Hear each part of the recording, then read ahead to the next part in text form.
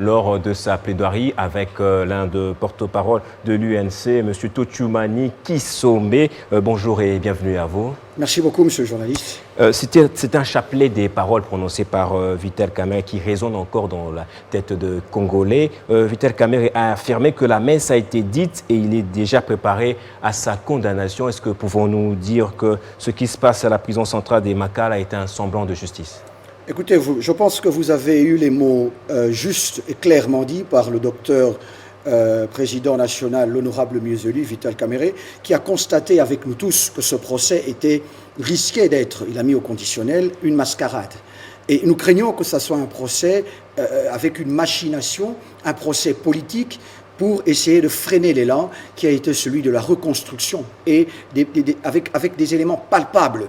Vital Kamerhe a été aux côtés du chef de l'État et est aux côtés du chef de l'État avec ce programme de 100 jours, avec comme mot que je prends de la bouche du docteur Vital Kamerhe, directeur de cabinet du chef de l'État, 276 millions aujourd'hui, avec toutes ces réalisations. Je veux vous rappeler, monsieur le journaliste, que cela fut dans le passé, sans polémique, comme il a dit encore une fois, le montant d'un projet, et parfois un projet qui est resté un éléphant blanc.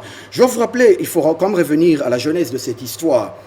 La conception des programmes des 100 jours, monsieur le journaliste, est personnellement du chef de l'État, Félix Antoine Tshisekedi. Il a eu à le dire ouvertement lors de son discours du 2 mars. Il a eu en même temps à préciser qu'il en était le superviseur.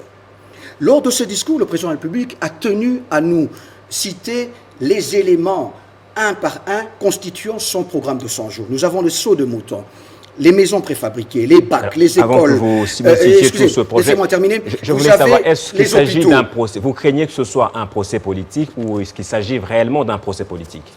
Non, nous pensons que c'est un procès politique. Et nous avons eu, l'UNC et tous les sympathisants du docteur Vital Kamerhe ont eu à le rappeler en son temps.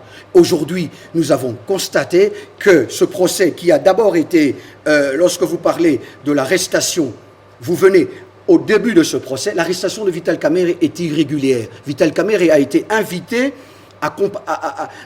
en tant que renseignant, à apporter une lumière, des informations.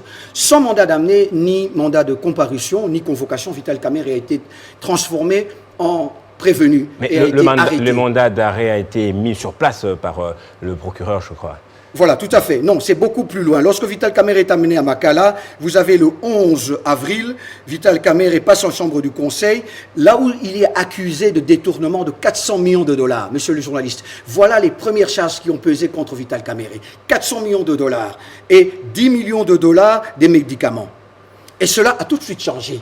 Il y a eu changement de chef d'accusation. Il y a eu changement des chefs d'accusation, il y a eu changement de ce qu'on appelle le ministère public a changé de citation de prévenu. Nous sommes allés, le parquet de Matete, le 25 avril, qui a demandé au parquet de grande instance de reprendre le dossier, alors que le parquet de grande instance n'avait pas instruit le dossier. Donc le parquet de grande instance inscrit le dossier sur un faux numéro.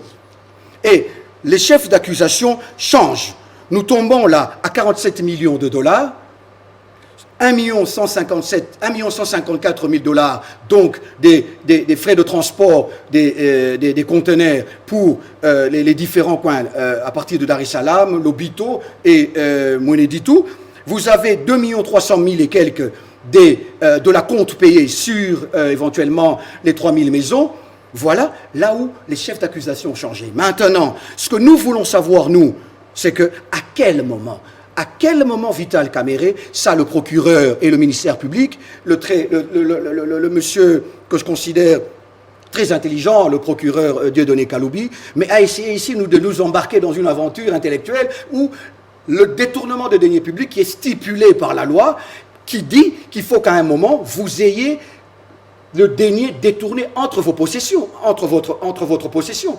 Et là, on veut nous faire croire qu'il s'agit d'un détournement intellectuel, d'un procès de toile d'araignée. Non, monsieur le procureur, restons de stricte interprétation de la loi. Je pense que Vital Kamerhe, nous devons nous poser la question à quel moment, et ça le procureur n'a pas su le démontrer, plutôt aller dans les considérations, dans les prêts d'intention pour que je chute.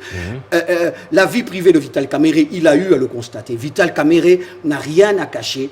est un grand acteur politique qui a eu une santé financière depuis très longtemps. Il a eu à payer pour 400 et quelques députés provinciaux, nationaux, leur caution est une somme remise. Et je le confirme parce que je suis de l'UNC et ma caution a été bel et bien payée par le président de l'UNC. Donc, il a eu à le rappeler juste avant de l'entrée du...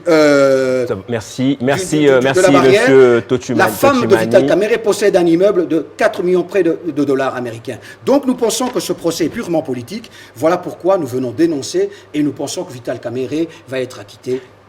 Justement. Alors, nous attendons tous l'issue de ce procès qui est fixé pour le 20 juin prochain. Merci à vous. Non, je ne peux pas. Vous laissez-moi un dernier mot. J'aimerais simplement vous poser la question de savoir qu'est-ce qu'il en est des 35 millions de dollars. J'aimerais que le public le sache. Monsieur Thierry Taïmans, directeur de la banque, de la Robank à son temps, a payé 35 millions de dollars. Maintenant, je voudrais savoir, puisque le procureur est soucieux de la transparence des finances publiques, est-ce que ce montant est bien logé dans un compte public? Est-ce qu'il y a une note de perception quand on fait de cette note de ces 35 millions? Nous savons que monsieur Thierry Taïmans est sous mandat d'arrêt provisoire et sous liberté provisoire. Qu'est-ce que M. Thierry Taïmans fait en Europe?